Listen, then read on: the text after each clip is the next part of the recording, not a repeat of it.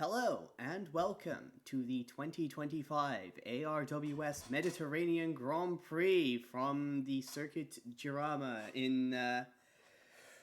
in Spain. Starting on pole today for the first time in almost a full decade, it's Phillippe Nicolas, the 2023 champion for Holiday, with his teammate Tomo Kazama alongside him on the front row. A front row lockout for Holiday, so we'll see if they can convert that into a solid performance in the race. On the second row of the grid, we've got the winner last time out from Monaco. It's Yaël de Bock for the Team Cascadia. And alongside him, it's Emma Kickert for Simpson. For the first time, not on the front row, in the first time in 17 races, she's not been on the front row, so we'll see if she can make up that a little bit on the start here. She did have a good start last time, and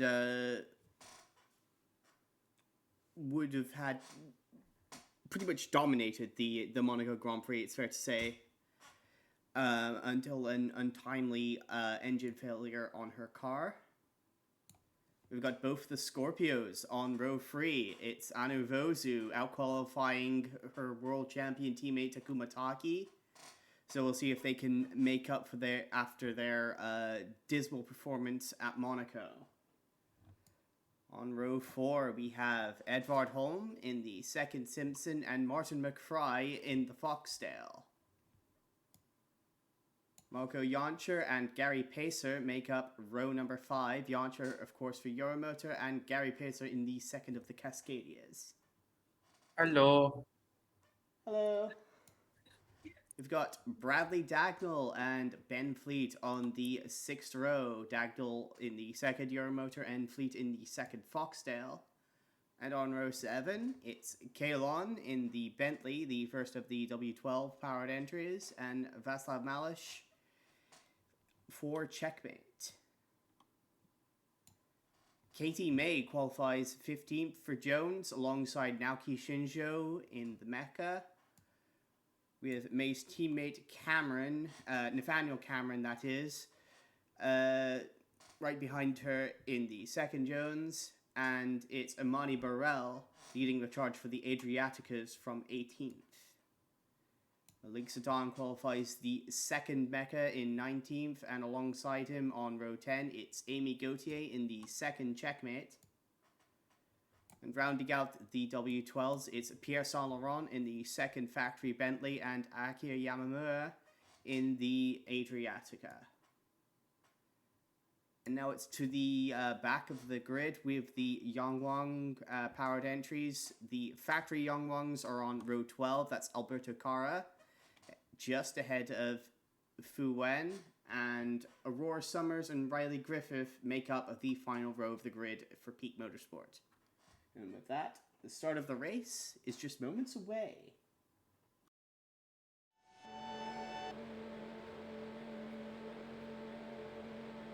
Engines fired here, waiting for the green lights.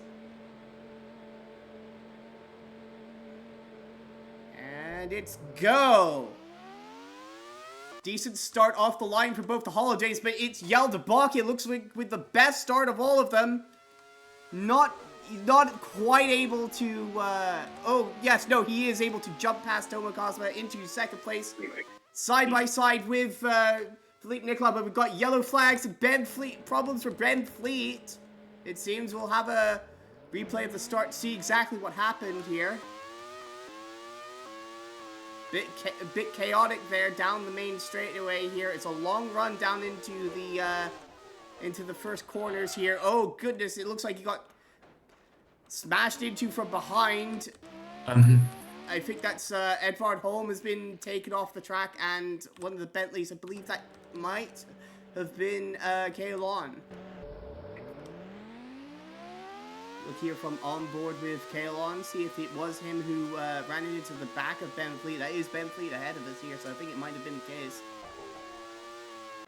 Oh goodness, it looks like he just completely missed the braking point and has... No, it looks like he got hit from behind. Possibly. We'll have another look here.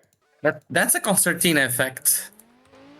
We saw something very similar at the start of last year's running of this race. Pierre Soleron got into the back of Bradley Dagnall. No, Oh no, no. Nope. no. There was something ahead of him with the Foxdale and the Simpson. Yes, that was Lon got into the back of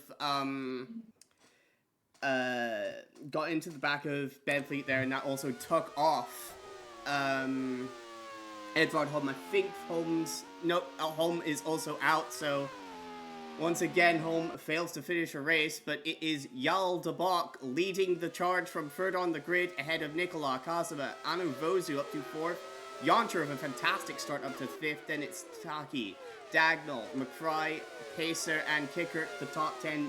Dreadful start for Emma Kickert. Did not finish. Kalon. Katie May up to 11th. Good start for her. Great start for Akira Yamamura. That's 22nd to 12th. Made excellent gains off the start with all the chaos there. That's Malish, Cameron, Amy Gauthier up to 15th. Shinjo. Griffith with a great start from 26th to 17th on the first lap here. Burrell seemed to have been caught out a bit. Then it's Zidane, Wen, Cara, Pierre Saint-Laurent, Aurora Summers, the last runner in the field currently, as I think that is Malish actually making a move there on Akira Yamamura, so Malish keen to make up for his retirement from the race last time out at Monaco. Very disappointing for him. But it is Yaël de Bock pulling away at the front. Oh goodness, I think there might have been a bit of wheel spin there for Võsu getting out of that corner, but she hasn't lost the position there. Definitely lost ground to the holidays ahead of her.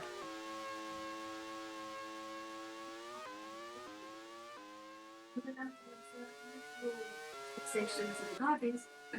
I know you're gonna find you trusting me because you have the strength of a lion and the soul of...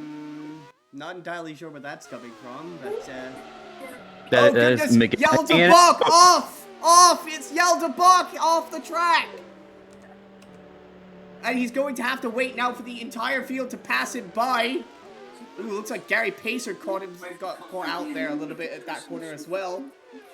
It's, and up front now, Kazama looking for the lead from her teammate. Tomo Kazama takes the lead. So Nicolas leads a lap there, but Kazama very quickly takes it off of him.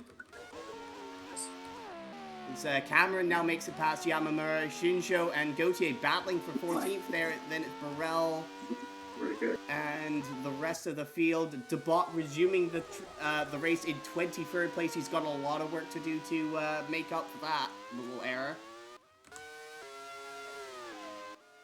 Kazama already gapping Nicola initially. It looked like Nicola might be fueled a little longer on this opening stint. There was a little bit of separation that was starting to build between Yaël de Bock and the former champ, and Kazama might be on a shorter first stint or on the longer or on the 3-stock compared to the 2, and needed to get past Nicola immediately, and she is already starting to build up a gap to her teammate.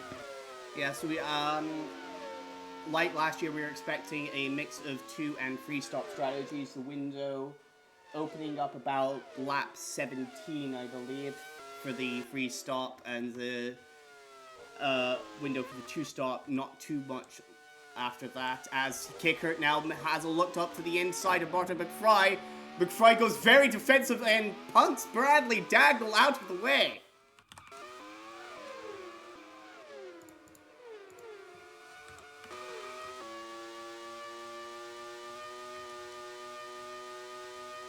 McFry, I guess our audio has cut out here on the onboards, but yes, that is just McFly going very defensive there to protect from Emma Kicker, and I'm not entirely sure what's happened with the audio here, but seems that we have lost the microphones from around this track, so we won't be able to hear these beautiful ARWS cars, it seems, but regardless, the action continues here with Kazama definitely pulling away here from Nicolas, with Võsu not too far behind in third. So despite her little mistake on the second lap, I believe, she's certainly making up for the dreadful performance Scorpio had at Monaco.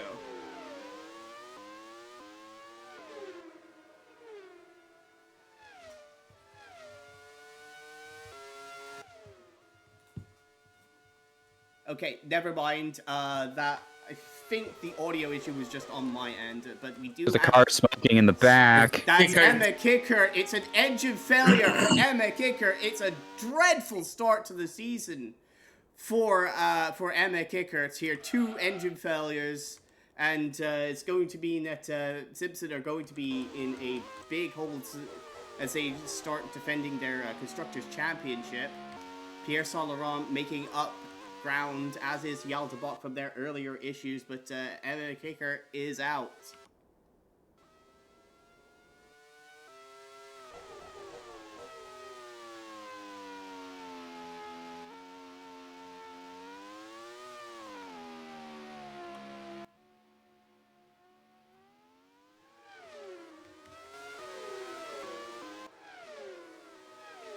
Yaël de Bock there, being blocked a little bit by Riley Griffith in the peak.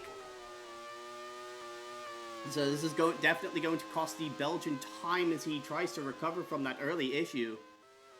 Early mistake he made falling off the track, I should say.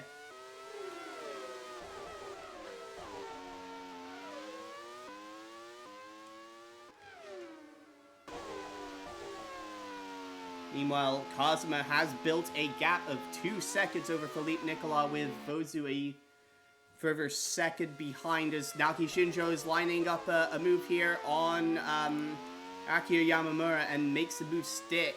So the factory Honda putting the customer outfit in its place there.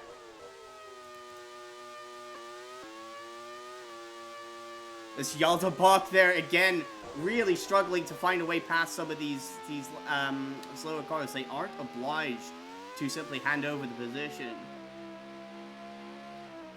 But it will be very frustrating for the Belgian, who had a spectacular performance last time to win in his debut at Monaco. Ooh, I don't think that's the place to be making the move there, Yaël.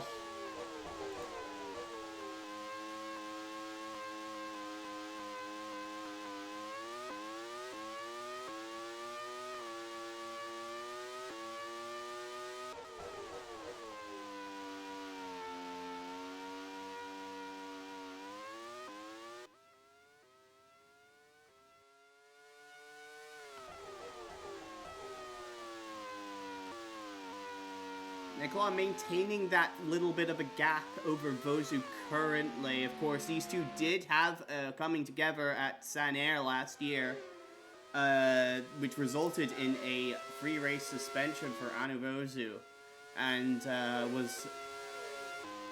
that took Nicolas out of what looked like a certain win at the time. So definitely something that prevented Nicolas from winning the title. We'll see if these two if these two have been able to put that little incident behind them, if depending on how they well, if Võsu could catch up, see how they race each other, if there are any hard feelings.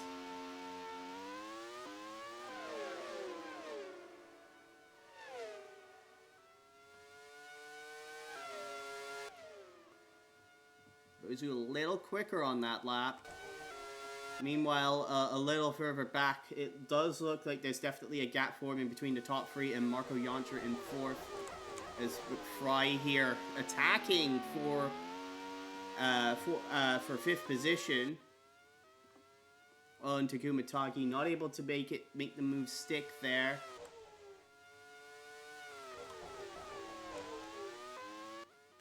Katie May has been able to make it up to 9th place here, but is looking like she might be under threat from Václav Malish, who's having a much better performance here than, well, much more noticeable performance at least than what he was able to do before his car failed him at Monaco. Cameron up in 11th, so a good start of the race for Jones. But it looks like the rest of the field is pretty much stuck behind Akira Yamamura here, as Yaël de Bock now up to 15th position. Really stuck behind the two Adriaticas here at the moment, though.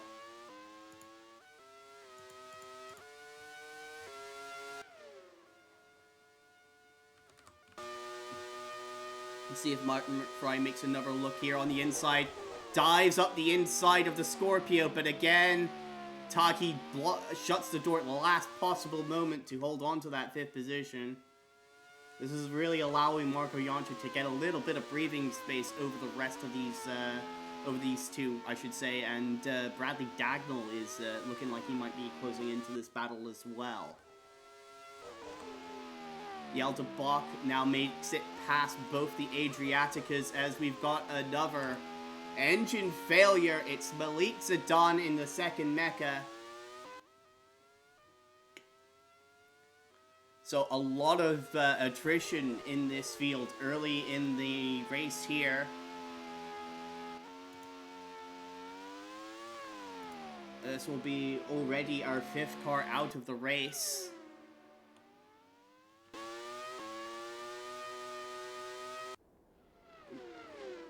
As Zidane's engine finally calls enough, and he will retire from the race. Võsu closing in little by little on Nicola lap by lap here, but not quite in range to make a move on the former champ.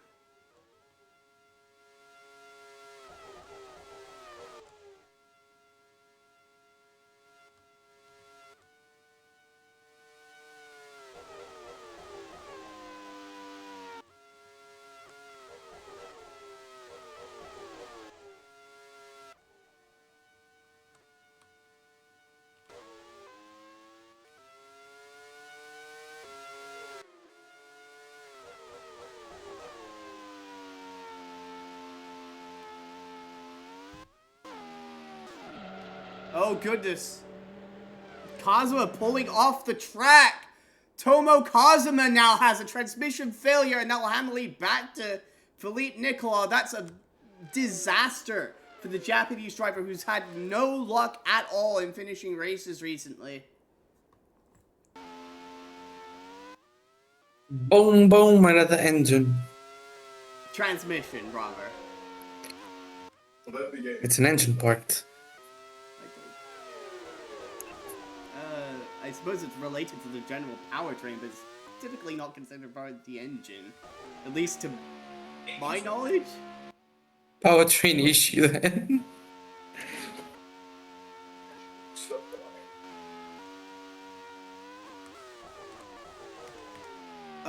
That is De Bock now making his way back into the top 10, so despite some issues getting around some of these slower cars, he is definitely making his way through the field here. Currently about, what is that, about 17 seconds behind his teammate, which isn't too bad, considering he did basically go straight to the back of the field on lap 1.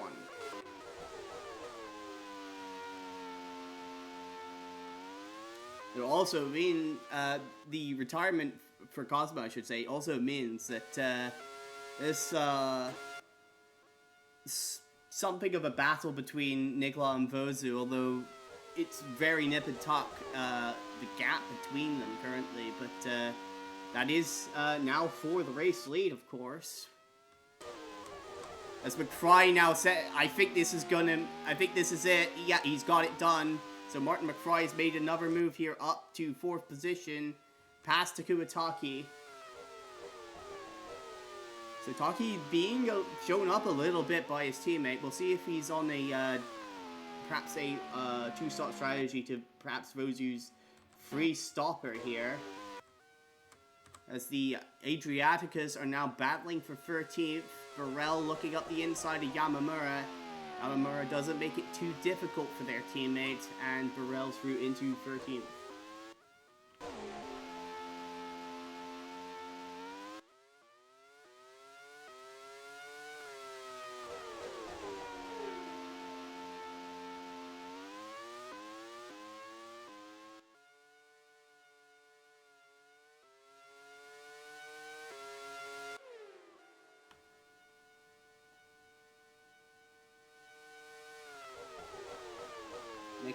pulling away just a little bit from Võsu on that lap.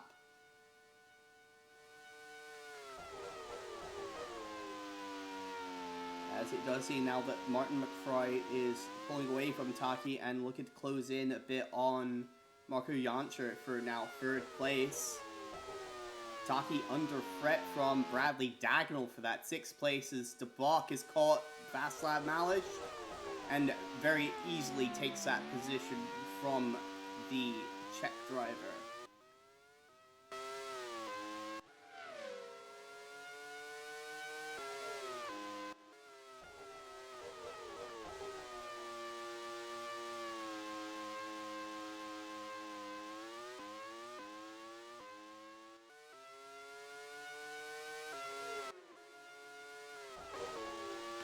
Ooh, there again, De Bock really eager to get a move on here. Not the normal player should be looking to be making an overtake, but De Bock's very much in a hurry here. Ooh, again, just squeezed out of track there by Katie May was De Bock, as Nicolas is still just extending that gap a little bit at a time currently, pulling away from Võsu with the lead. Meanwhile, in the battle for 3rd on back, it does seem that Janser is holding that position very stably over McFry, as we see De Bock there take 8 from Katie May. So next up, it's trying to catch up to his teammate Gary Pacer, who's about 15 seconds ahead currently. So De Bock definitely making ground up on the main pack of i3 turbos ahead of him.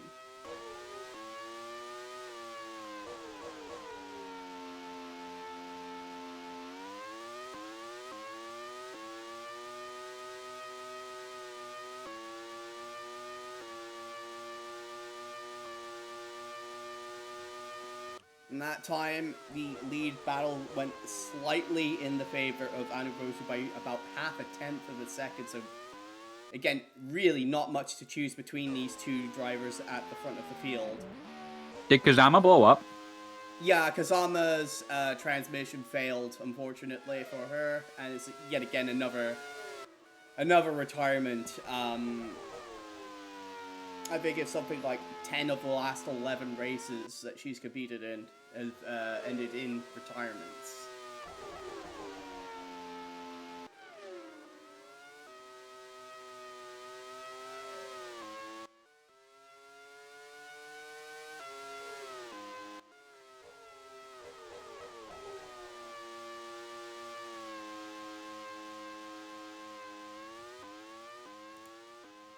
So we're down to 20 cars still running at this early stage of the race. It does seem that Pierre Soleron has gotten around Amy Gauthier somewhere along the way for 15th position. So Gauthier really struggling to live up to Malish's pace at this stage of the race. Could be on a different strategy, but that is quite a bit of ground to be giving up to your teammate.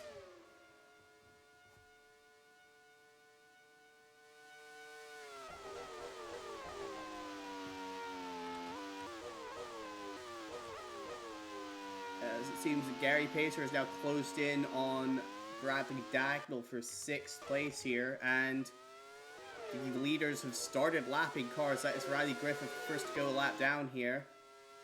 So despite her good start early on, she has not been able to maintain that position. She's fallen behind her teammate even.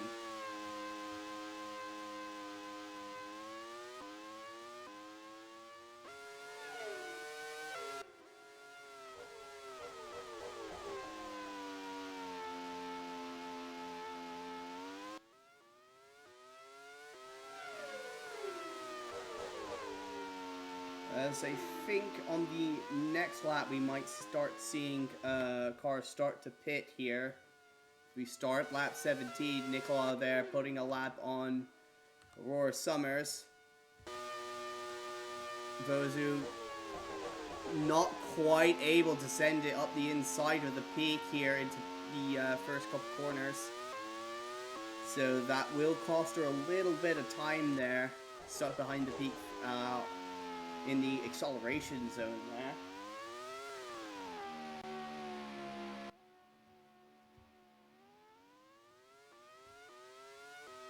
Meanwhile, that gap between de Bock and Pacer is coming down in a hurry. It's now 11.3 seconds between the pair of them. It was 17 seconds about 5 or 6 laps ago, so de Bock is really on a charge here.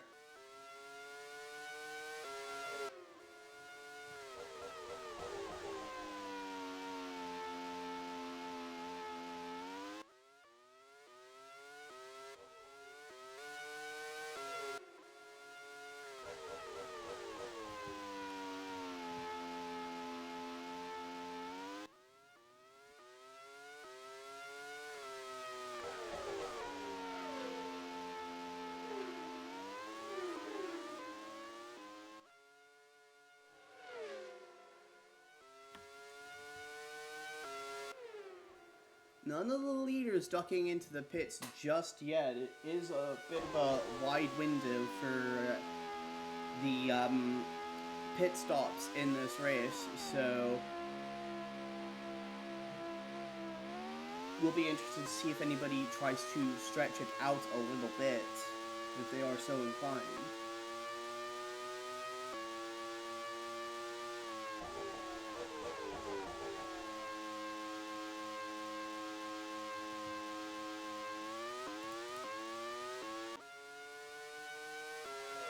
The fastest laps currently, I do believe the fastest lap is actually held by Tomo Kazama, so that would mean that de Bock has the second quickest lap and Võsu the third quickest lap currently in this race.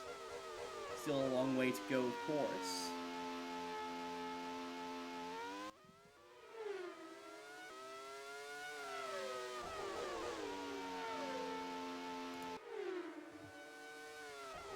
And that is Võsu ducking into the pits. That's his first driver to pit in the race, so indeed she is on the free start strategy. Scorpio Cruz serving her very quickly there, 9.4 seconds, and she will rejoin the race, I think just behind Yaël de Bock in 8th position. May be a bit of a detriment because, of course, de Bock has been going quite hard on that set of tires. He might not be able to run at the same sort of pace that Võsu is on her brand new tires, the Goodyear Eagles on that car.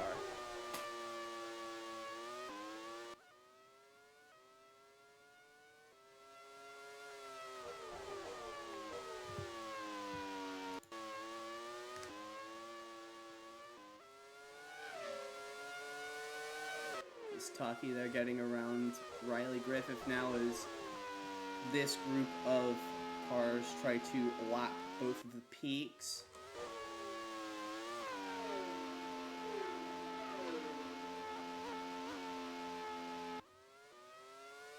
Not too much issues there.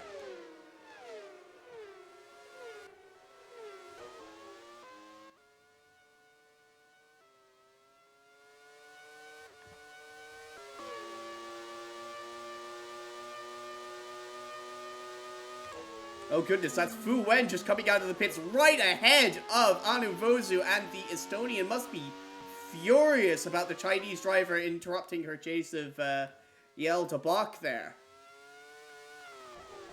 He's able to dispatch of him quickly, but that is definitely going to cost her time here.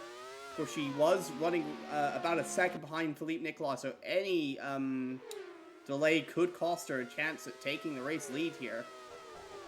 Bradley Daggle kind of making a meal of getting around Aurora Summers there and falls off the track and spins. And Daggle perhaps wisely keeps it in the grass before he decides to rejoin the race, now down in 8th place.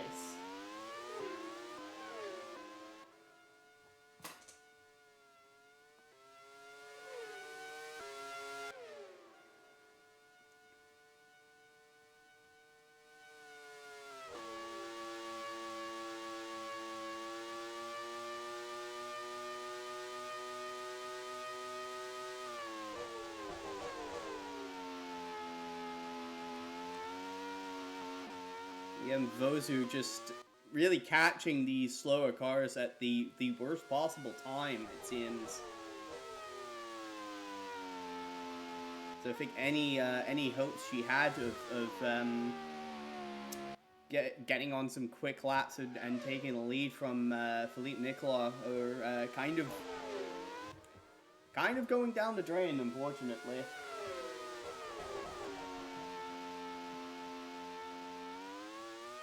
Well, unfortunately for her, I should say.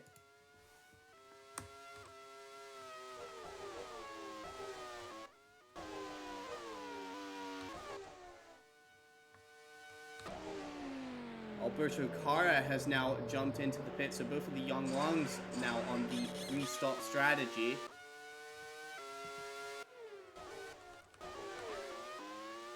It seems Võsu's caught up to Yaël de Bock.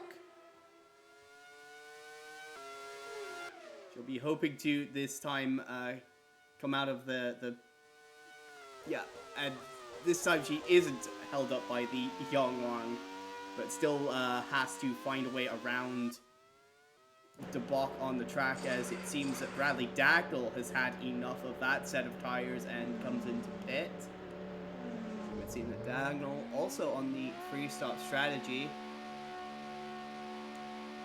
following that spin. As Nathaniel Cameron now also ducks into the pits. Dagnall comes out just ahead of Naoki Shinjo, holding on to 10th position.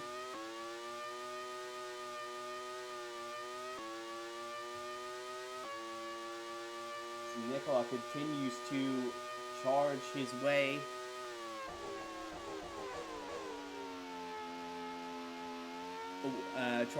Away from the rest of the field.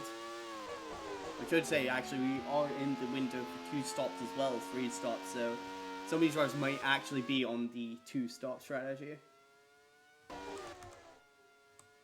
Oh no, and that's a bunch of smoke coming out the back of Takuma Taki, and the engine, the Koenigsegg engine, has gone up in smoke for Takuma Taki, so his title defense will start with 2 consecutive retirements at the very least.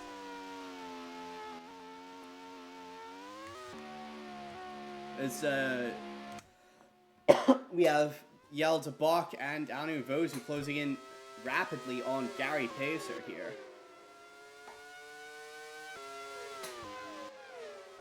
We've got Katie May and Naoki Shinjo pitting.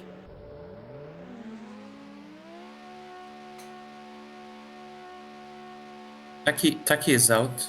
Yes. Yeah, engine failure.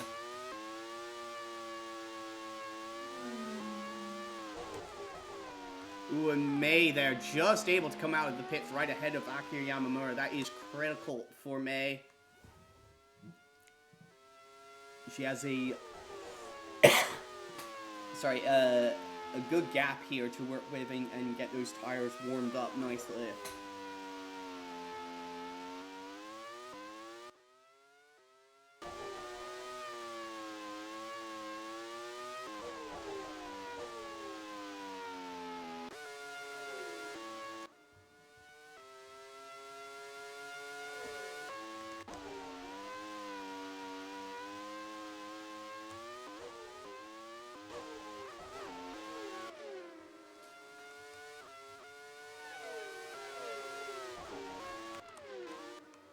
Oh, De Bock has made a move around his teammate, so that is maybe a little bit of teamwork there by Cascadia, as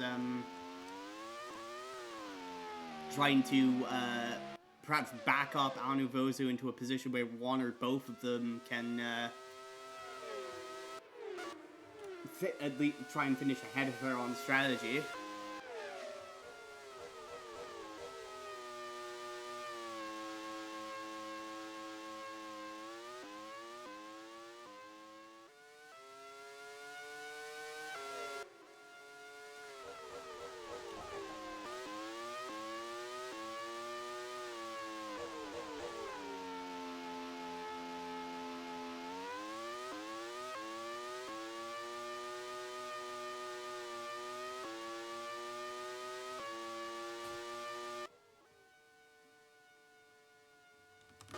And that is De Bock now pulling into the pits. As Võsu makes a bold move to the inside of Gary Pacer and takes 4th place. In fact, she's only about 23 seconds behind Phillippe Nicolas, so it might not be over for her bit of taking the lead on this undercut. But if Nicolas is running on the on the 2-stop strategy, I should say, this would definitely hurt her chances of taking the race win. Bock will resume in 6th place there. Malish is in the pits, and I do believe he may be on the 2-stop strategy with the weight on fuel there.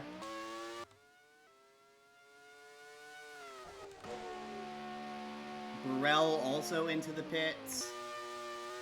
There's Nicola there putting a lap on Casey May. Burrell, it would seem, is on the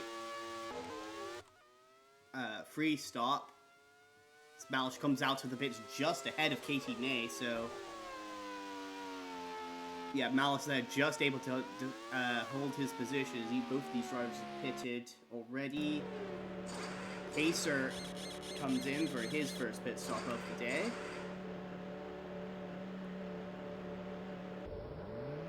I do believe this puts the Cascadia driver on a free stop strategy.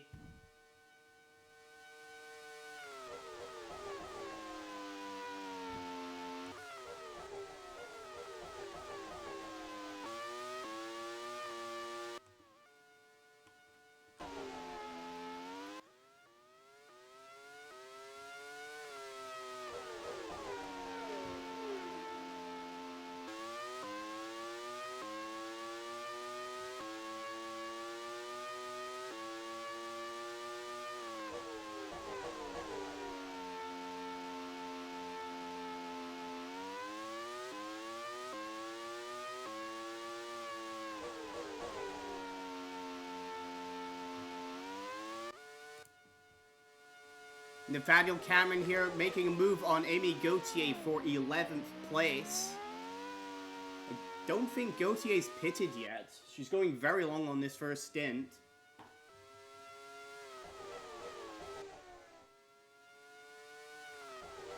Andre here still holding off Martin McFry, keeping a good healthy margin of about a second over the Foxdale driver.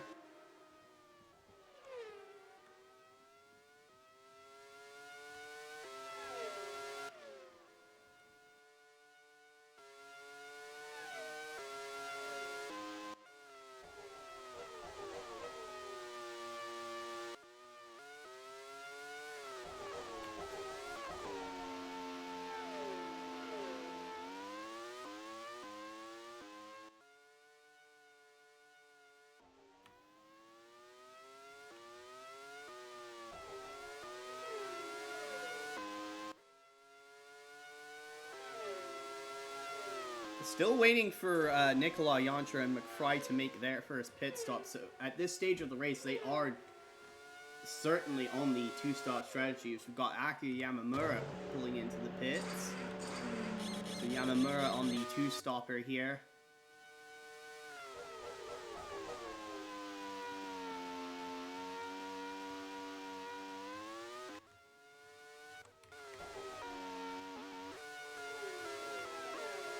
Võsu is closing in on these cars ahead of her, but not quite a second a lap. Considering the time which she was held up by lap traffic and also dealing with the Cascadias. With Nicola on the 2-stop strategy, I'm not entirely sure the free stopper will work for Anu Võsu, but we will see how this plays out over the coming 56 laps of this race. Ooh, that is Gary Pacer there getting held up a little bit by Fu Wen in the Yang Wang.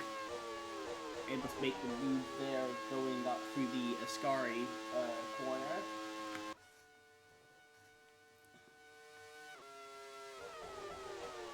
it does seem that Martin McFry has been able to catch up now to Marco Jancher. May have been held up a little bit behind the checkmate of Amy Gauthier. So McFry may be trying to make a move on the Euromotor here to close out this first stint. Of course, they are being caught quite quickly now by Anna Võsu, who's only about 2 seconds behind this pair.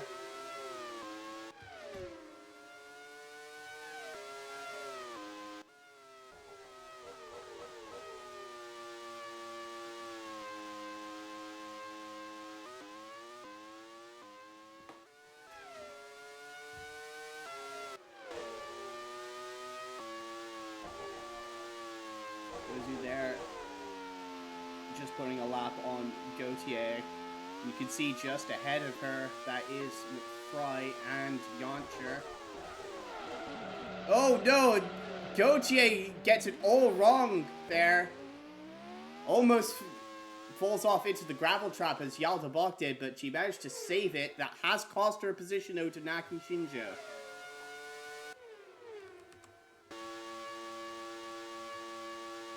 Also has Burrell bearing down on her for that 12th place.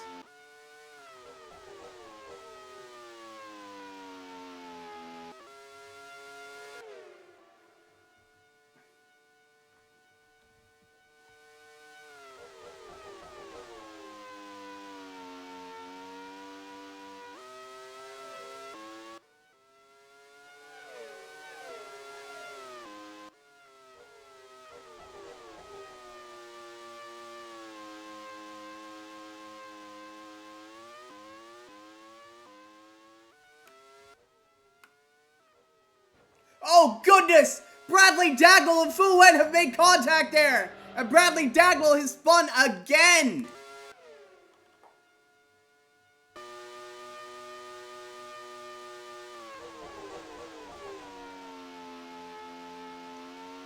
This is Bradley Dagnall looking to put a lap here on Fu Wen. And it looks like Fu Wen just did not check his mirrors there. And Dagnall just... there was nothing he could do. Why is he driving backwards? That is the worst attempt of a spin turn I've seen in my life. But fortunately, nobody else was involved, and Dagnall will resume in 7th position here.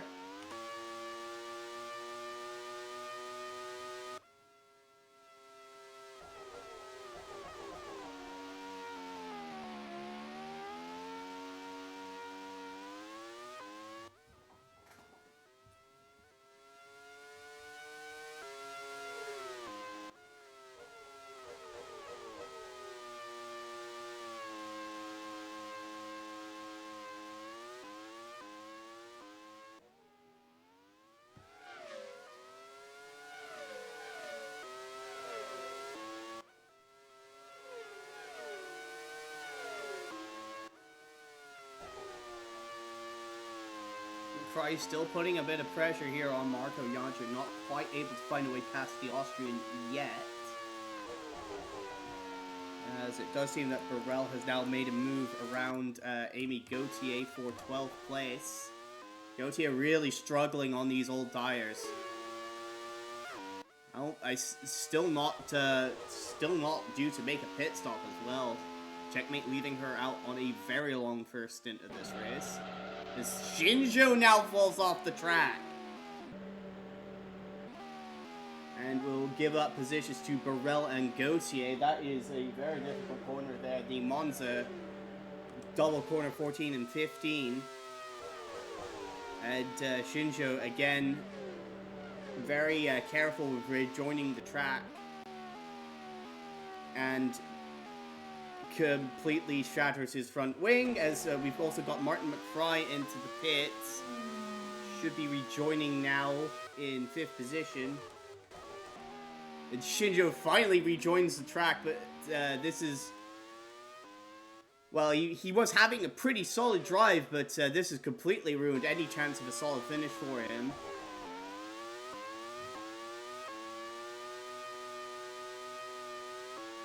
Nicolas is still going out there on lap 33, still yet to make his first pit stop. Ooh, McFry really being a bit daring there, trying to stick the nose inside the Adriatica.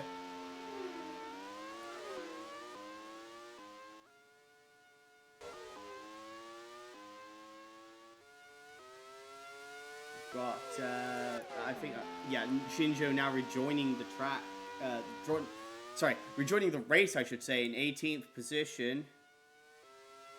So he's dropped to the last runner but one, ahead of only Riley Griffith.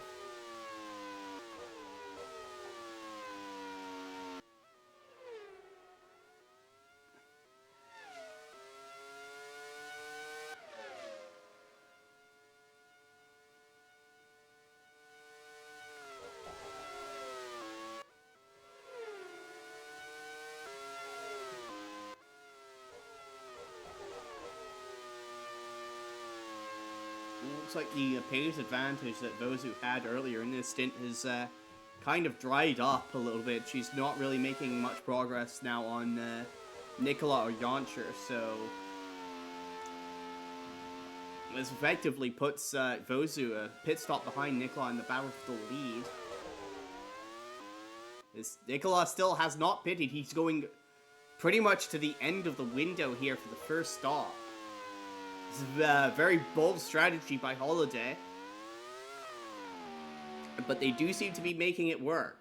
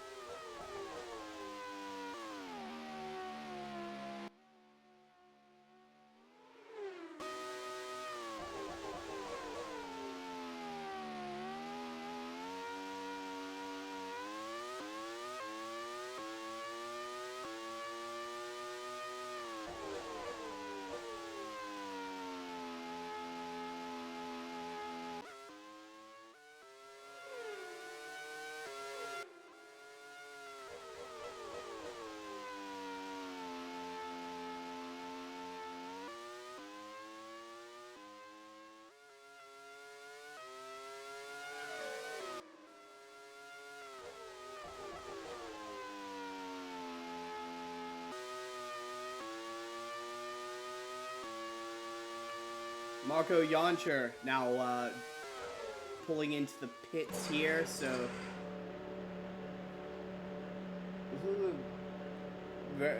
very short wait on the fuel there. This is another interesting strategy called by Yorimoto, and I'm not entirely sure what they're thinking here, but he's on a very short middle stint here on the two-stop strategy. Jancher resumes the race in 4th position. De Bock has gone through into 3rd. As Nicola continues to lead this race. 22.5 seconds ahead of Anu Võsu. And with a pit stop still to make, but Võsu also still has 2 pit stops to make.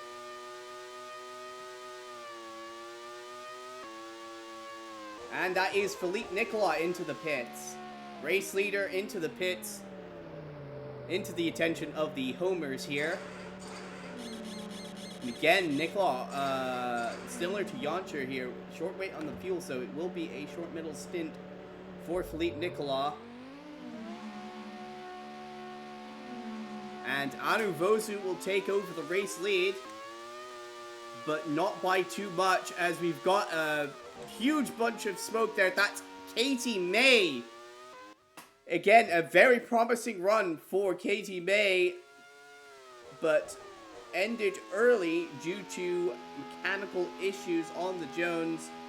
It's an engine failure in the VW badged Bentley engine, and just about dies on the apex there as Phillippe Nicolas barges her off the track. Doesn't seem to be any damage to Nicolas' car as he now sets off in pursuit after Anu Võsu.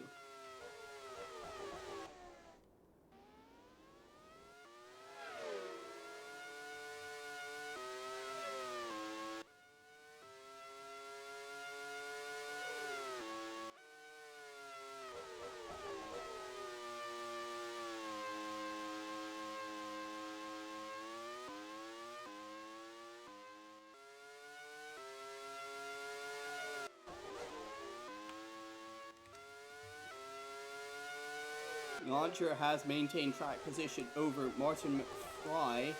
Gary Pacer not too far behind this pair either. But Yaël de Bock, of course, has jumped all of them and is now in 3rd place, but not too far behind Phillippe Nicolas. He's only about 9 seconds behind, but I think he might be on the 3-slot strategy here. But still, things are looking very good for a 2nd or 3rd place finish for Yaël de Bock, because Amy Gauthier finally makes that first pit stop. She's been out on those tires for a very long time.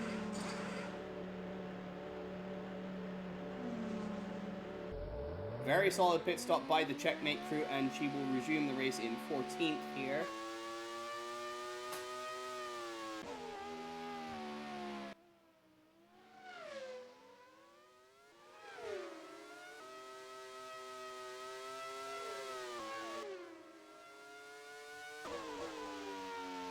As Phillippe Nicolas has now caught Anu Võsu.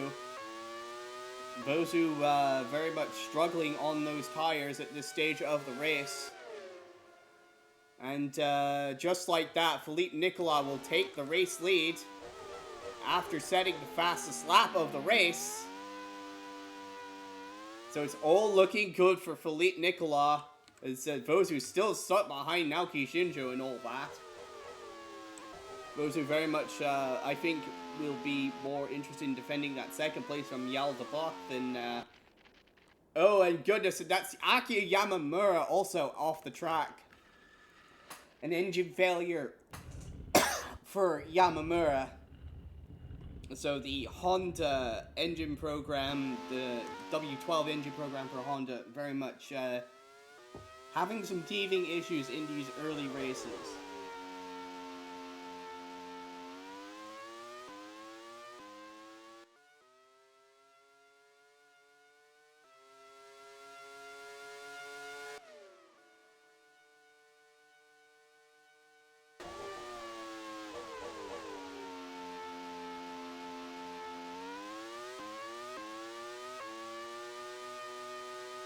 That's another fastest lap for Phillippe Nicolas. He is flying at the front of this field. It's very reminiscent of the race he had here last year, where he just had complete control of the race pretty much from the green flag.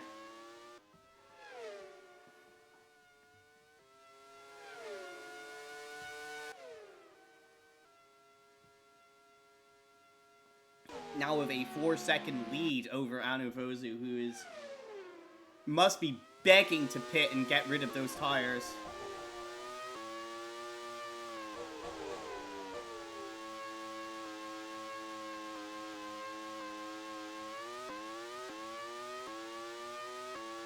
As Nicolas puts a lap on Václav Malish there.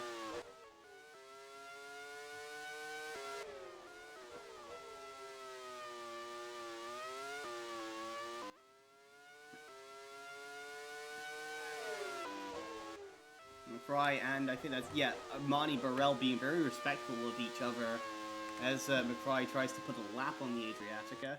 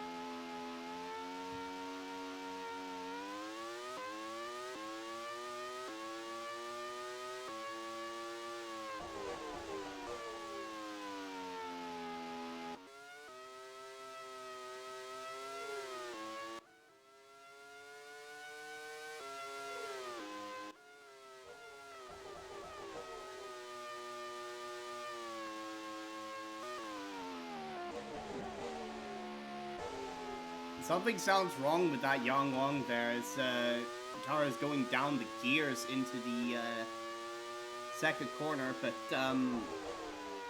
everything seems okay. Maybe he was just having a bit of trouble with the gearbox at that point in time. As Võsu jumps into the pits here, just short of the halfway mark, making her second pit stop. So that will promote Yaël de Bock into second place.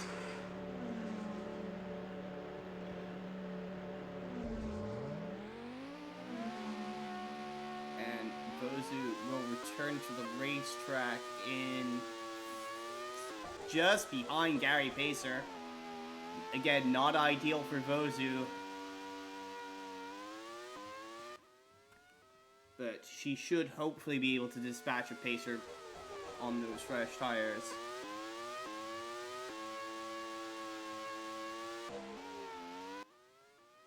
Nicolas there having a little bit of trouble with one of the Yangwangs, but able to eventually get around. Bradley Dagnall is still in this race, despite his best efforts, and apparently the best efforts of Fu Wen.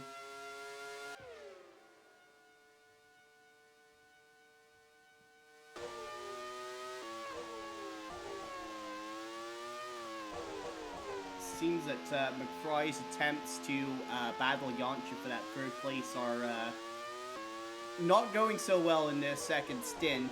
He does seem to have dropped off by about 5 seconds, and Gary Pacer doesn't seem to be closing in too much on the Foxtail either.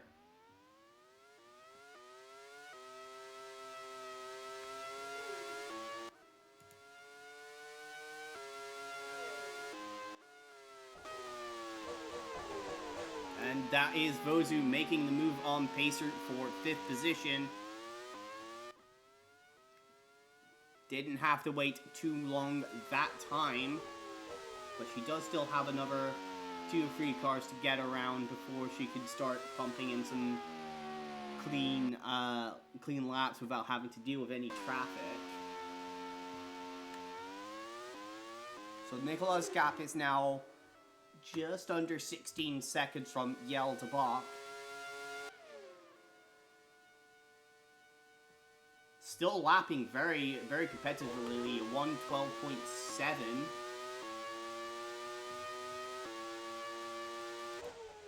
Bock is now coming across the line to complete his latest lap and drop to second to Nicolas.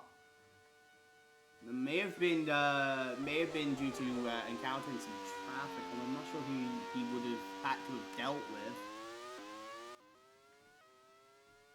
So, looks like it's very much a battle between De Bock and Võsu for second place, as Nicolas does seem very, very safe in the lead of this race, with Amani Burrell making her second pit stop of the race.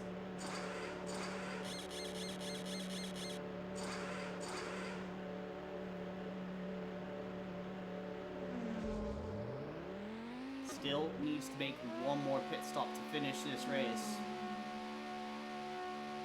But she does look very comfortable for a potential top 10 finish here.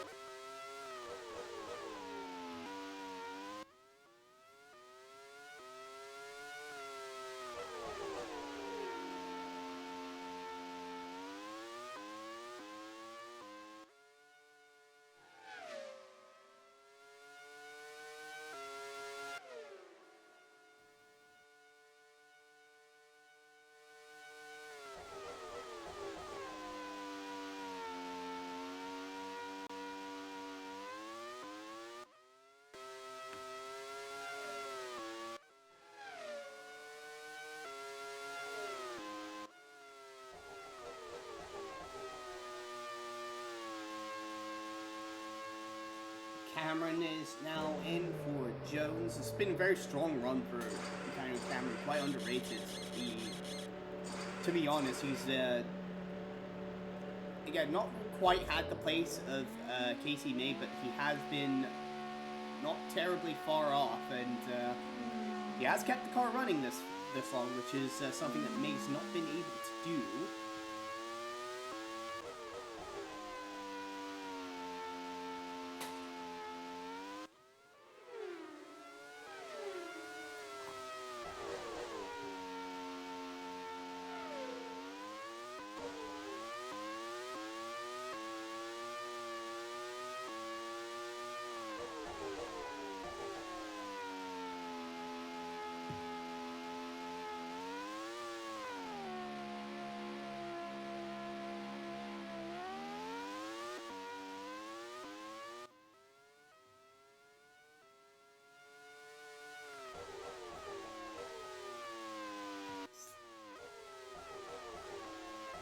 Ooh, that is a mighty dive up the inside there by Phillippe Nicolas, getting around one of the Yangwangs. As we have Gary Pacer into the pits.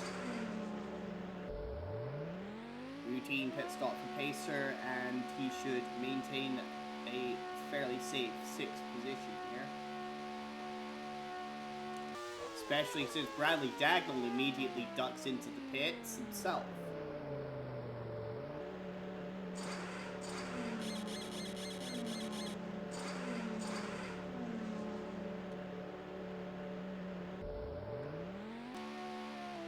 And now it is Alberto Cara making his 2nd pit stop of the race.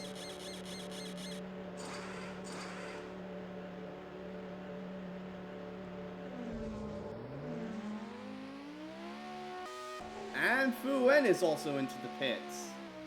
So, Yang Wang double stacking a little bit here.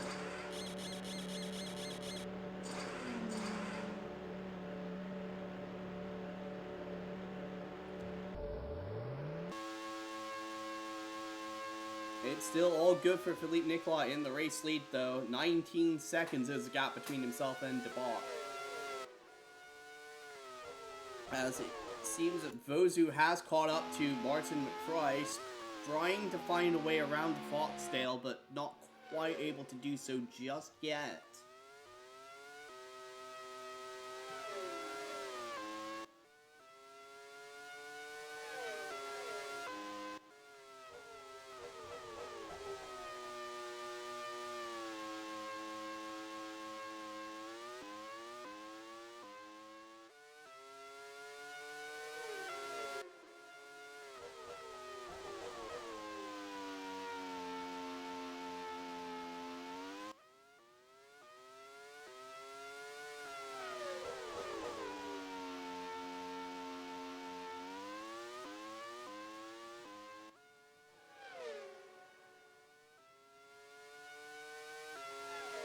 Võsu with a good run out of the last corner there. Can she make a move to the inside of the Foxtail into the first corner?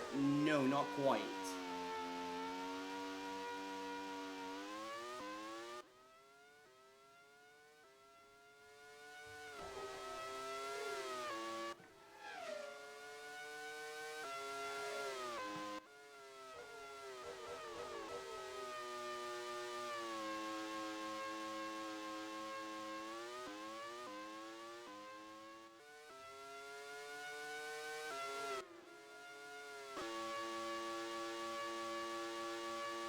Cameron here making a move, I believe, on Pierre Saint-Laurent for 9th place.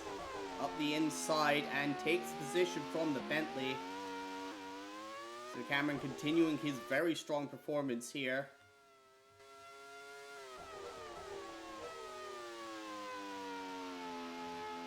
Although, the next car up the road, fast lap match, is about 50 seconds up the road, so I don't think Cameron's in... I think any further progress for Cameron is going to have to depend on reliability, because I don't see anyone catching, in the W12s at least, catching fast lap Malish. Oh no, and Marco Jancher has smoke coming out of the back of the Euromotor. What is... That is an engine problem for the Ford power plant, and once again, a strong run from Marco Jancher.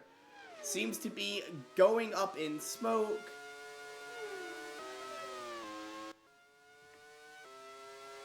Not sure that's really anything he can do about that. The team may be calling him into the pits on this lap. No, doesn't seem to be the case. It looks like it could be terminal for Jancher. Pierre Saint-Laurent ducks into the pits. So that is a second pit stop for him.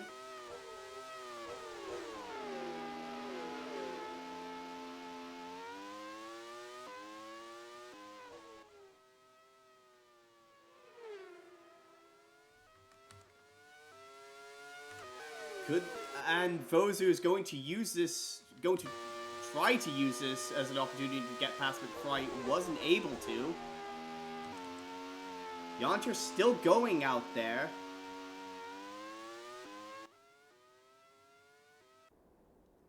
Well, not anymore. And that is it for Yoncher. Race over. Once again, a very strong run coming to a very disappointing conclusion.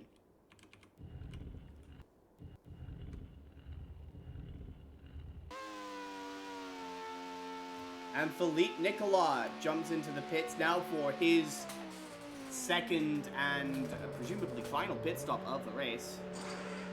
So this is going to be a bit of a long final stint as well for Nicolas. Maybe gambling on a very short middle stint to just to maintain the gap before making that final pit stop. It has handed the lead to Yaël de Bock temporarily, it would seem, because de Bock is also due a pit stop of his own before too long.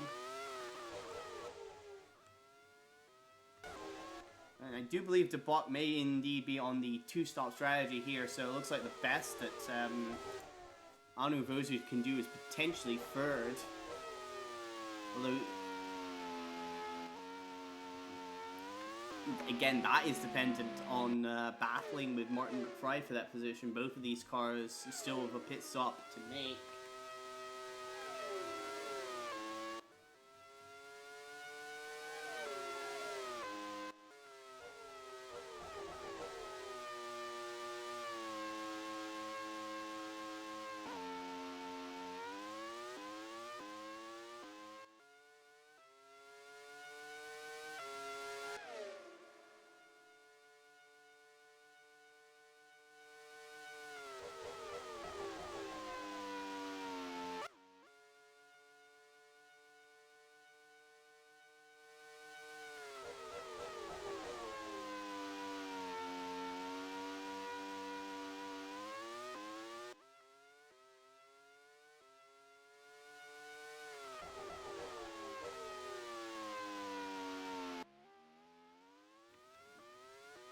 As Yaël de Bock seems to be having a bit of trouble here, lapping one of the checkmates. That's Amy Gauthier. Gauthier does get out of the way there, though, but this could be costing him time to Nicolas.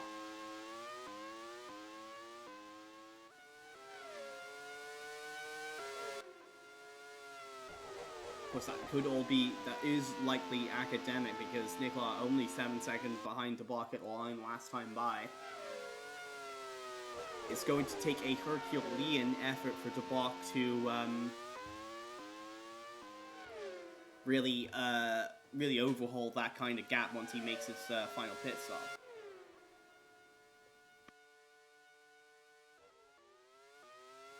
Võsu still stuck behind Martin McFly, cannot find a way past the Foxtail.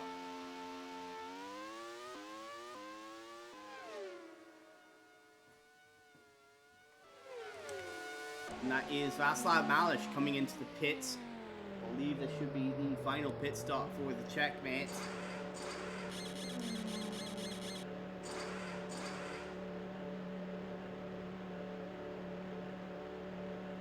Bit of a wait on the fuel there, but still a very good pit stop. 10.7 seconds. That'll keep him very safely in 7th place.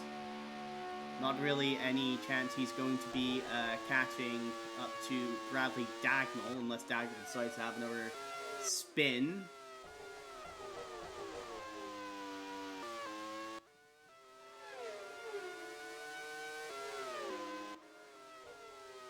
Looks like Võsu there got caught up behind one of the peaks and has lost a little bit of time to Martin McFly, which is, again, not ideal if she still wants to hang on to a podium position here.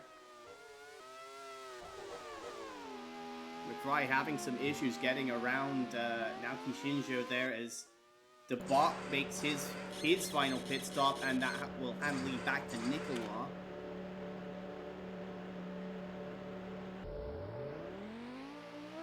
De Bock looking here to come out ahead of, well, won't be coming out ahead of McFly and Võsu. He'll come back out in 4th place, but will be well positioned to cycle back to second once they both make their final pit stops, I should say. So despite that that off at the first lap, it's been a very solid recovery drive by De Bock, and it looks like he'll be taking home a potential second place here if he can keep the car running to the finish.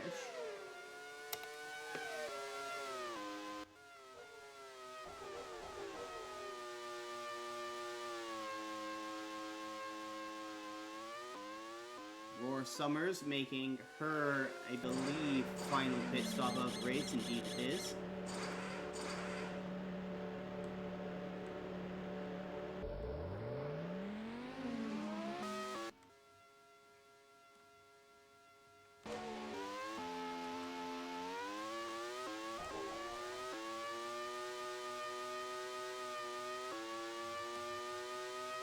Those who still cannot seem to find a way past Prix for that second place. Looks like the best opportunity she's going to get to do that is going to be through the pit stop cycle.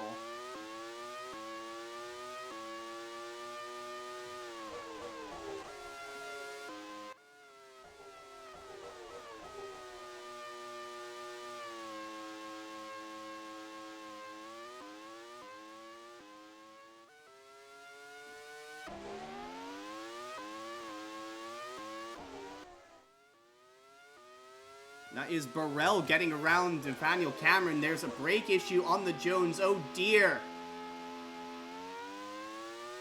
So issues for Nathaniel Cameron. He should be able to get this back to the pits though, and the team should be able to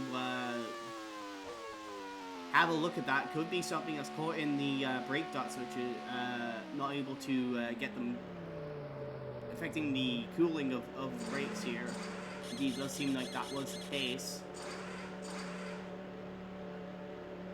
Oddly enough, they're not fueling his car up to the finish here, so he'll have to come back in very shortly for that. Not entirely sure what was going on there, but it does look like Anu Võsu... Oh no, that was just Võsu lapping Saint Laurent there. Still not able to find a way past McFrym.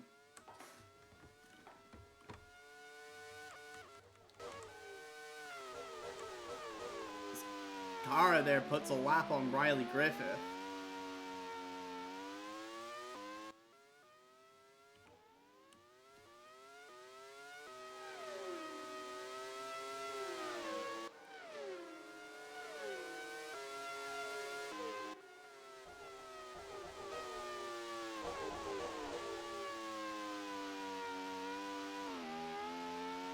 And that is Yaël de Bock there getting around Saint Laurent. So de Bock is very quickly closing in on McFrym Võsu.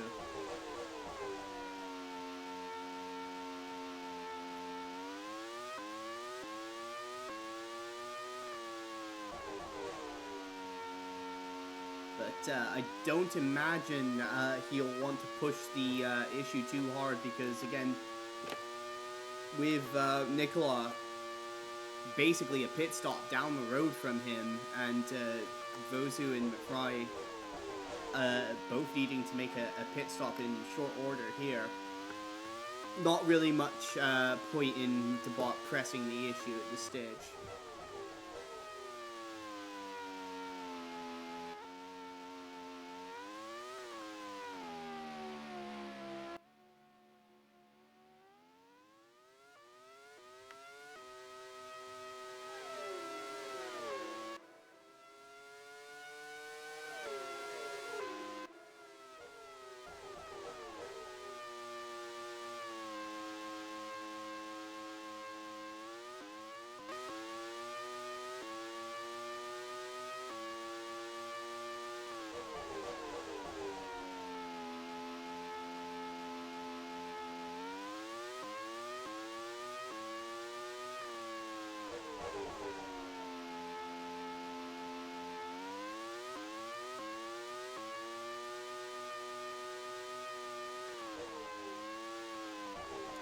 And that is McFrym into the pits from second place.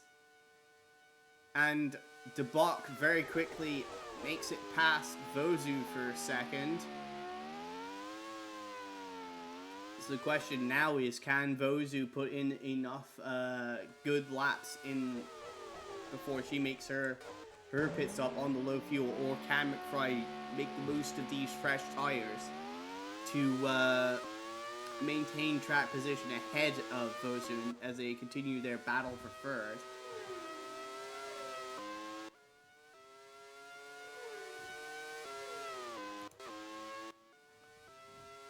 Cameron in his recovery is in 11th, putting pressure on Saint Laurent for 10th place, but again, he still needs to make one more pit stop.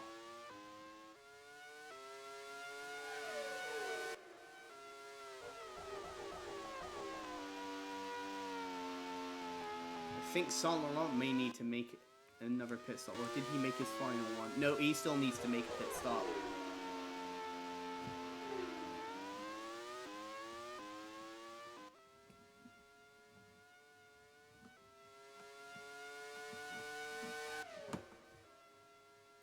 That is Shinjo coming into the pits. So final pit stop here for Naoki Shinjo.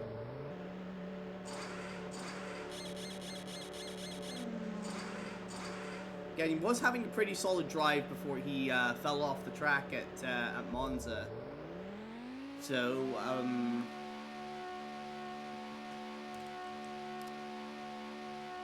I suppose he's just trying to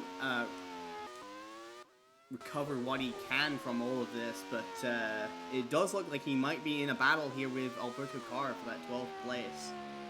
Strong drive here for Carr, a bit under the radar with everything else that's been going on track, but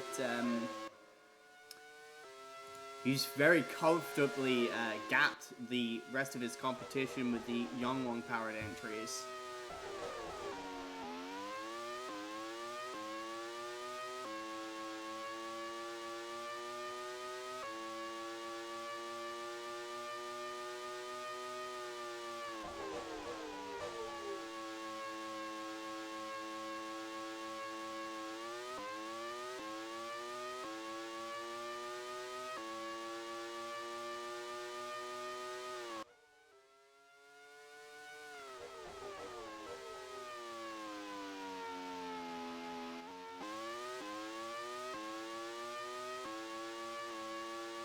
That is Nicolas putting a lap on Bradley Dagnall.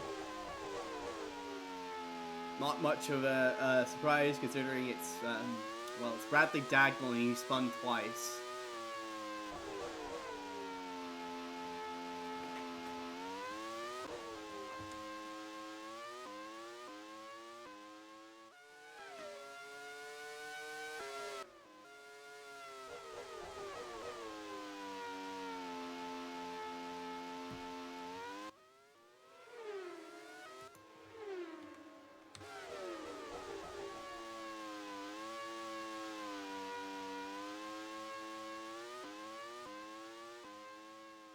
Prix does seem to be making progress on these fresh tires more than Võsu is able to do on her very old tires, so it does seem like that third place will be going the way of Martin McFry, as I don't think Võsu just has the straight line speed to make a move into the first couple corners here.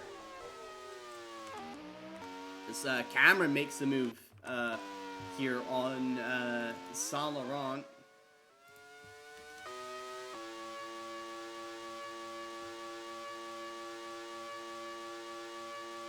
This is pretty much the only overtaking spot on the track, so having a good straight line speed out of your car is essential for making those kinds of overtakes, and that just doesn't seem to be something that Võsu has in her car currently.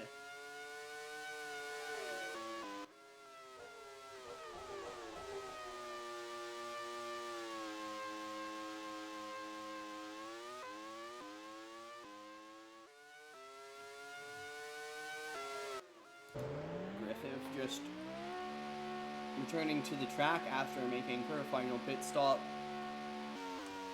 Once again, pretty much running at the back of the field all day here has been Riley Griffith.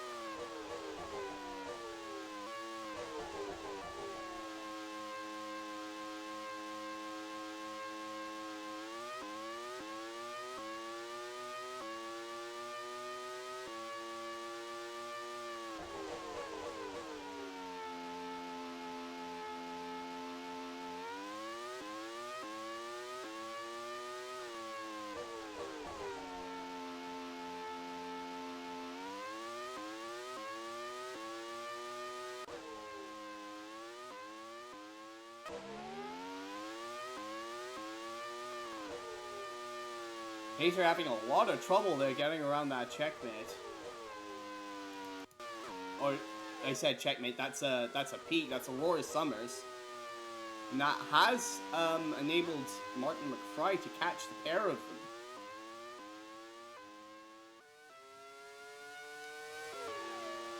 Of course, this isn't for position as Gary Pacer still needs to make a pit stop here. We could still factor in, though, to McFry's battle with Võsu for 3rd place here. He gets held up behind the Cascadia.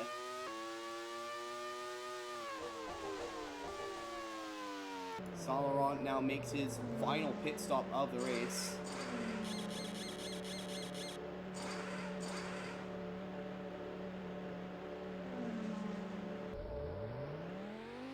And will return to the race in 12th position here.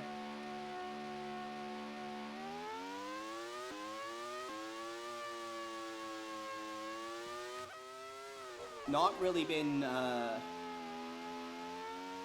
particularly notable in this race, but he is at least avoiding any incidents, which was a big trouble for him last year. Of course, Saint Laurent missed about a quarter of the season. Oh my goodness, and now Naoki Shinjo, it goes from bad to worse for Mecha and the Honda engines in this race. An oil leak on the Mecha is going to retire Shinjo from the race.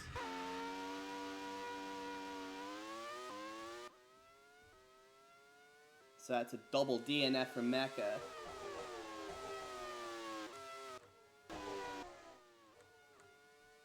As it does seem that McFry has been able to get around Pacer, and Pacer now ducks into the pits. Pretty much locked into 5th position here is, oh goodness, we've got another retirement on the track. That is Bradley Dagnall. That's a puncture. Oh goodness. So, once again, it's a double DNF for Euromotor, and they, again, seem to be having all kinds of trouble in finishing these races.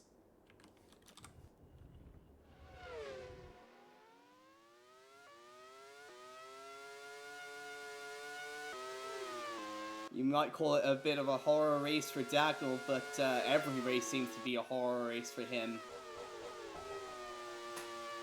So, business as usual, I would suppose.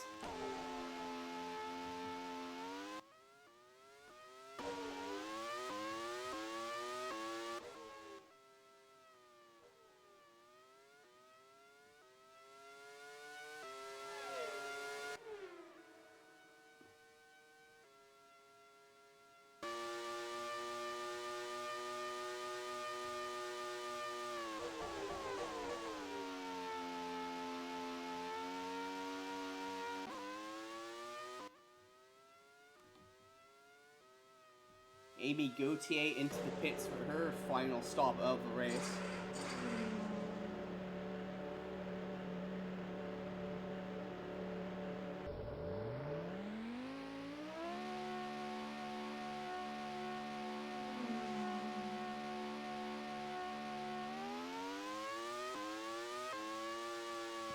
And Kara is also jumping into the pits from 11th.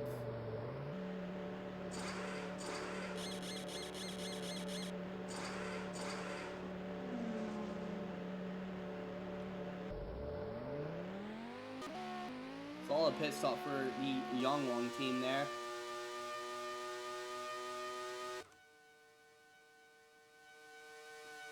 In fact, actually, does Fuwan still need to make another pit stop here? I think he does, actually. Yes, he does. Burrell into the pits from 7th place. Another strong performance for Imani Burrell, who's really gelling well with that Adriatica team. Currently looking at a 7th place finish here, as we've got Cameron coming into the pits for his final stop.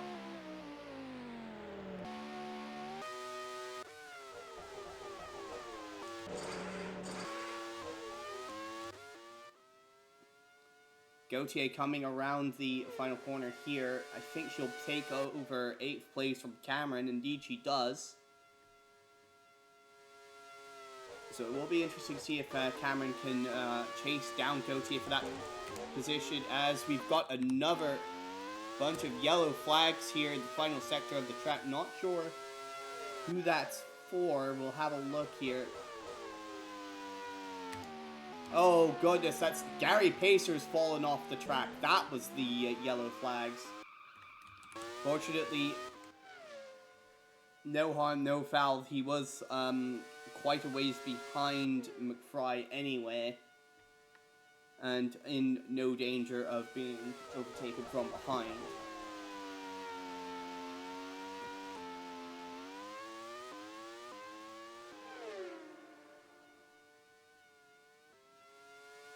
Võsu still not coming in yet to make that final pit stop.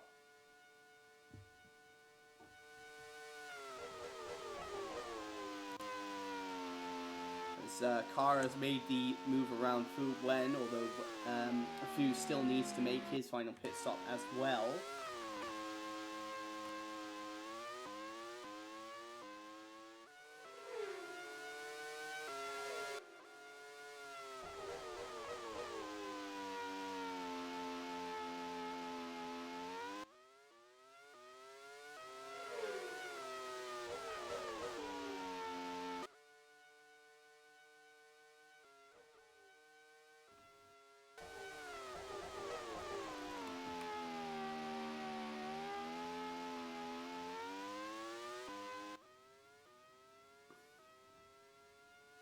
Not entirely sure what Summers is thinking there, trying to unlap herself, but I suppose she's got to get some entertainment somehow from this race. She hasn't had much of a chance to battle anybody.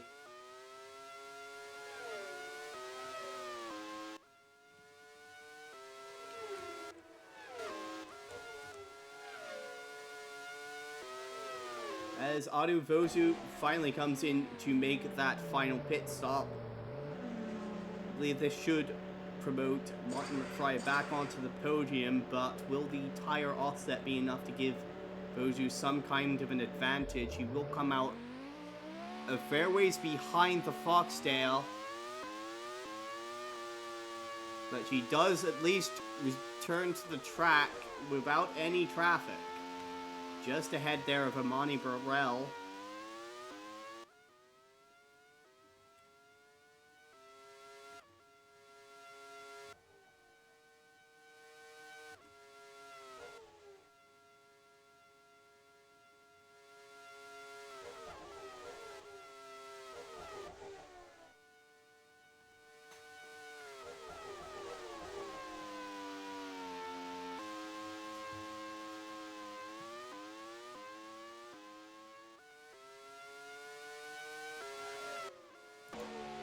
Fu Wen into the pits now.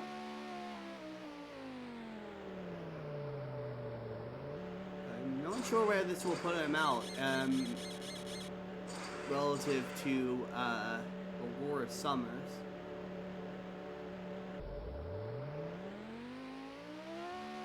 Actually, yeah, that was Griffith going by, not Summers. So Fu well clear of the leading peak driver currently.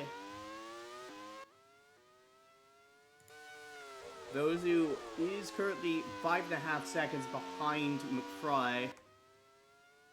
And Fu comes out annoyingly for Võsu, right between the pair of them.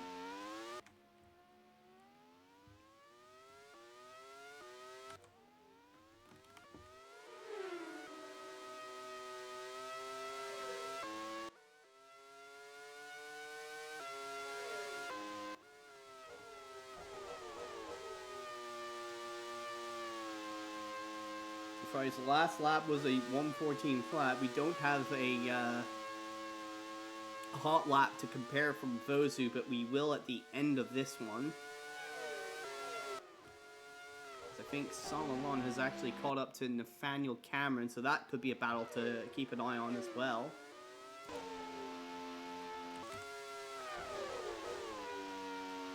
Võsu will want to get past Fu Wen here without losing too much time. Indeed, that's a pretty decisive move. That's a 113-3 for the Scorpio. 114-1 for McFry and the Foxdale. So the question is, will that be will that allow her to have enough enough of a run out of that final corner to be really in the toe and get a good run down the main straight to set McFry up for a pass? Haven't been able to see that from her so far in this race. And time is running out with about 14 laps to go.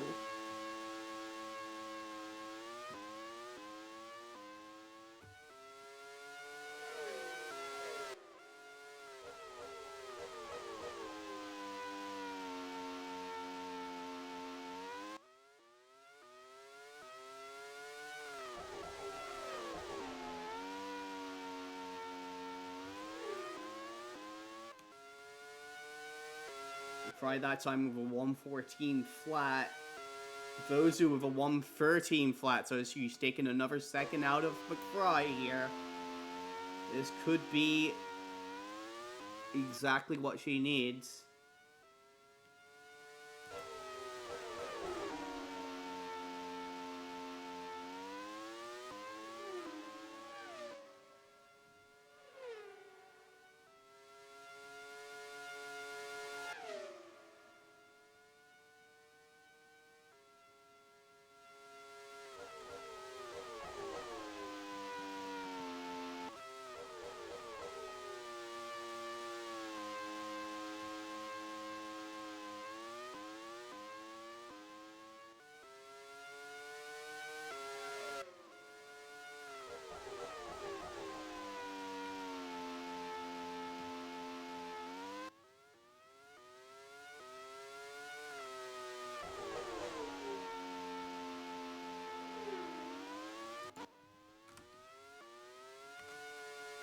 Cameron there, I think, got held up a little bit behind Aurora Summers, so that could,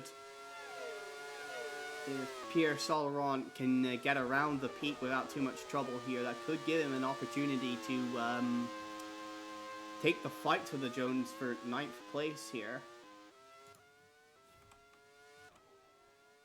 As Võsu's taken another 1.2 seconds out of McFry.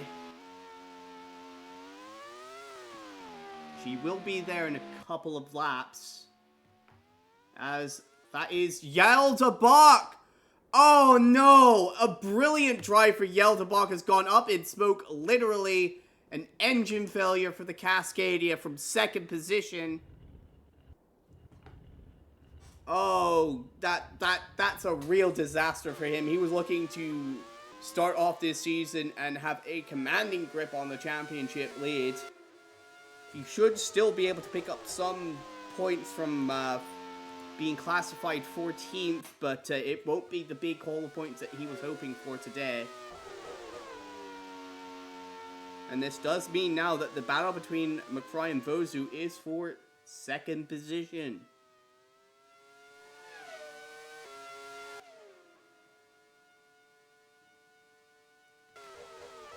Võsu's taking another second out of the Foxdale.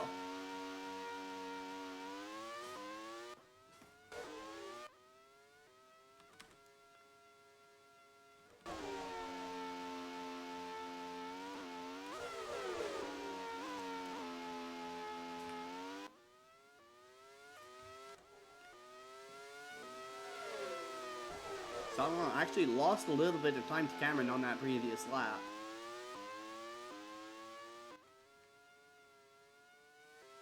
Let's see what the gap is this time by. Yes, a little bit more in favor of Saint Laurent, but that's not the kind of gains that he would be hoping to make here. He needs to be able to find more time out of that car if he wants to take the position from Nathaniel Cameron.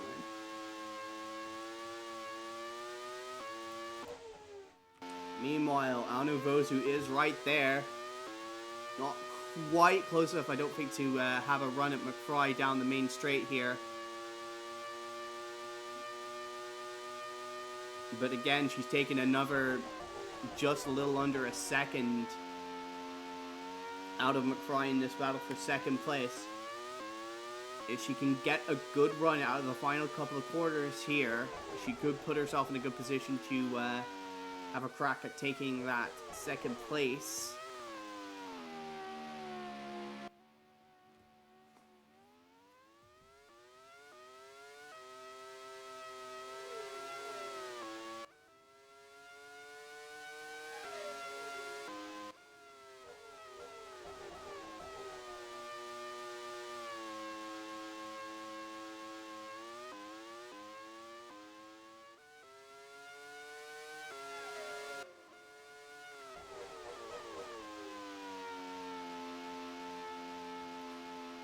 Indeed, that is the Scorpio Võsu all over the back of the Foxtail of McFry here. All over the back of him coming out of Monza here.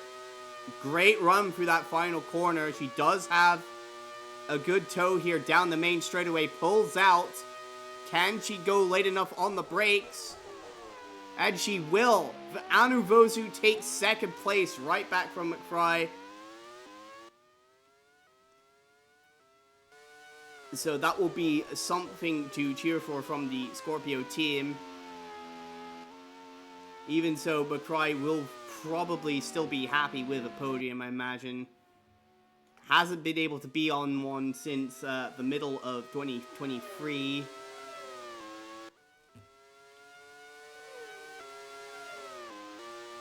And you can see there Võsu driving away, so not really any opportunity for McFry to retake that position.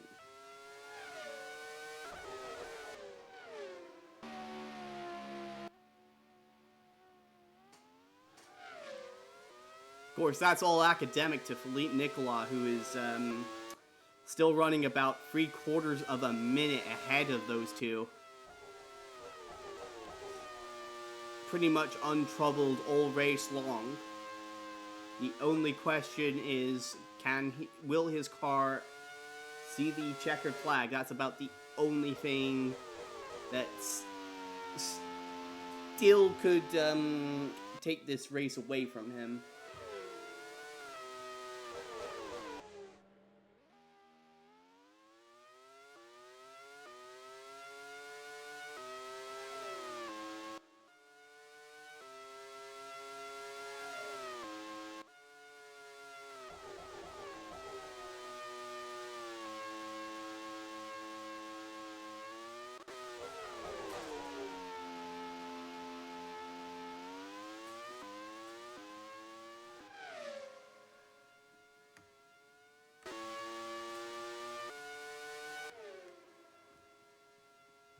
Saint Laurent there still not really able to make enough of an inroad into Nathaniel Cameron. Time is running out if he wants to take the 8th position away. This is pretty much the only battle we've got left on the track that's not quite decided at this point in time.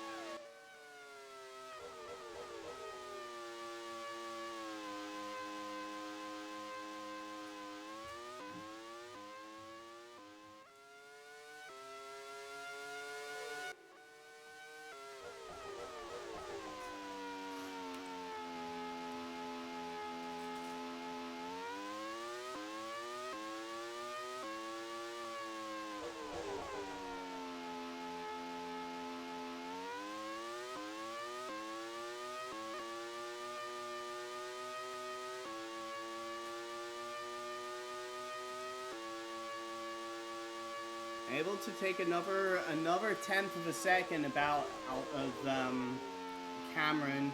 The gap only about 8/10 of a second. Not quite enough for him to get close into into the slipstream of the Jones, though.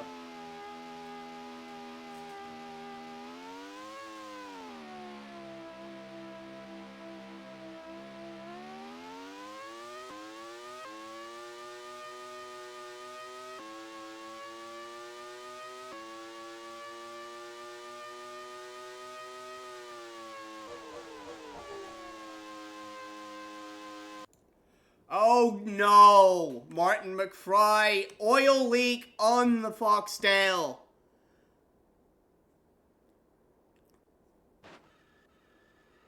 After a very strong drive from him. That is a real shame. It will promote Gary Pacer onto the podium now. But that is devastating for Foxtail, who again will not see the checker flag in this race. The switch back to Koenigsegg power from Mugen Honda really not going their way currently.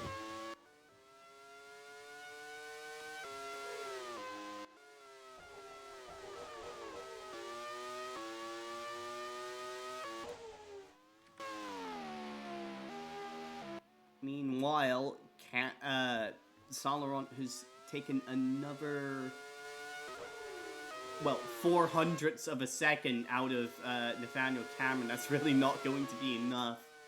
He needs to take another couple attempts out of him to really get in that slipstream.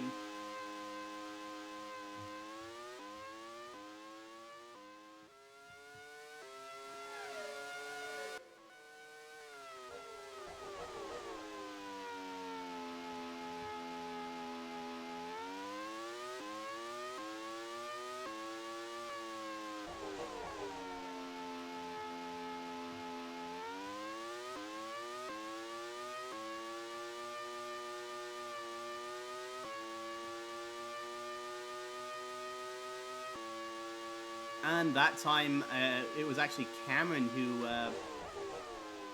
gained a little bit of time over Saint Laurent, sorry.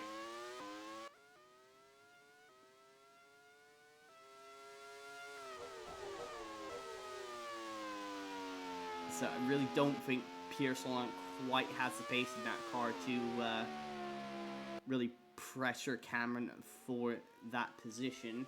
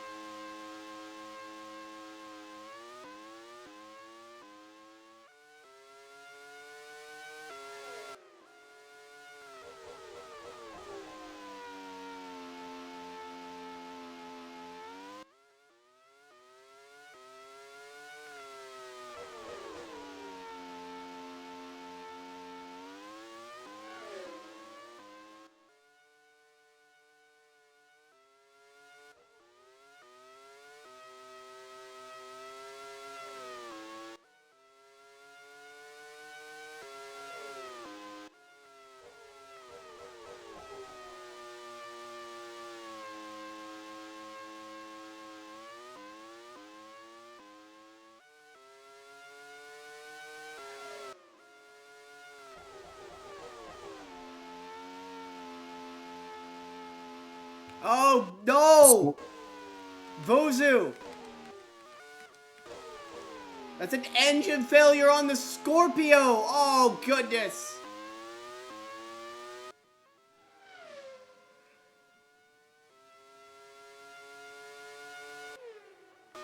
If she can make it another lap, she might still be able to hold on to a podium, but I'm not sure the car will last that long.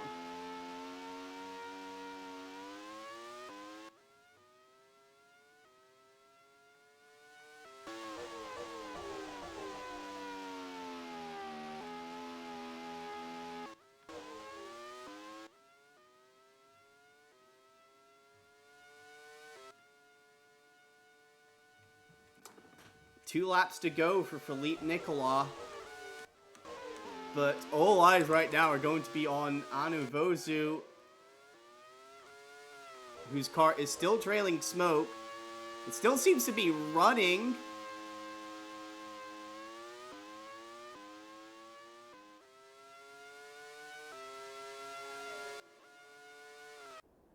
And no, she won't make it around to complete one more lap.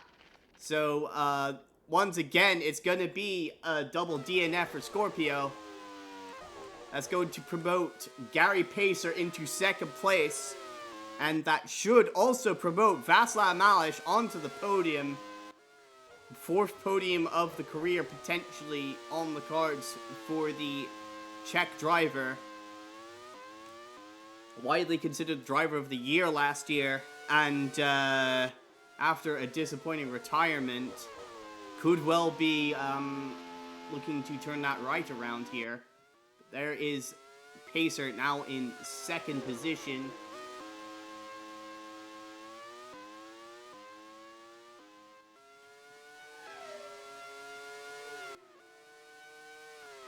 Of course, Mališ still needs to do one more lap around the track, but should be in good position to pick up the podium here as Phillippe Nicolas has started the final lap of the race.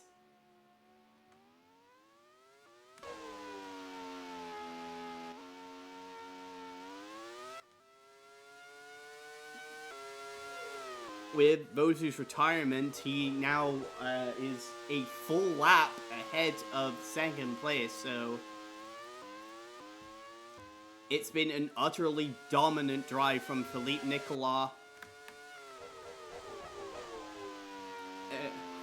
Did seem early on that there may have been challengers for him in the guise of Tomo Kazama, Võsu, potentially even Yaël de Bock, but they have all fallen by the wayside. And Phillippe Nicolas has won the Mediterranean Grand Prix for the second year in a row. A fantastic drive for the Frenchman. Gary Pacer will come across the line now to take second place. A lap down, Monty Burrell with a very strong drive to fifth place. Fu Wen will come across the line and be classified 10th place here. Amy Gauthier will take home 6th place, but right behind her is the real star of the show for Checkmate, as Mališ brings home another podium. Riley Griffith will be the 12th and last finisher here. Nathaniel Cameron holds off P.R. Soleron at the end to finish 7th.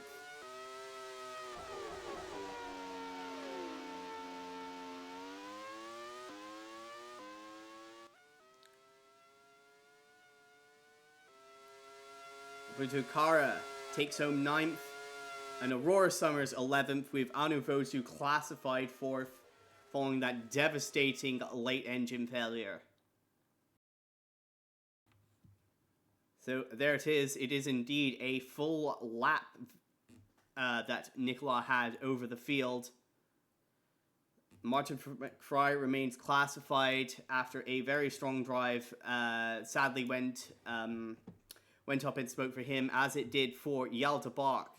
Bradley Dagnall, after a couple of spins, eventually apparently took too much out of his tires. Shinjo oil leak on the Honda engine. Very disappointing start to Honda's W12 program.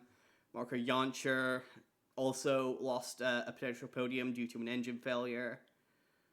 Yamamura, May, Takuma Taki, Kazama, Zidane, and Kickert, all with mechanical failures, and Edvard Holm, Ben Fleet, and Kalon were taken out on the first lap due to the crash at the first corner. The fastest lap goes the way of Phillippe Nicolas, so it is a perfect weekend in terms of points for Phillippe Nicolas.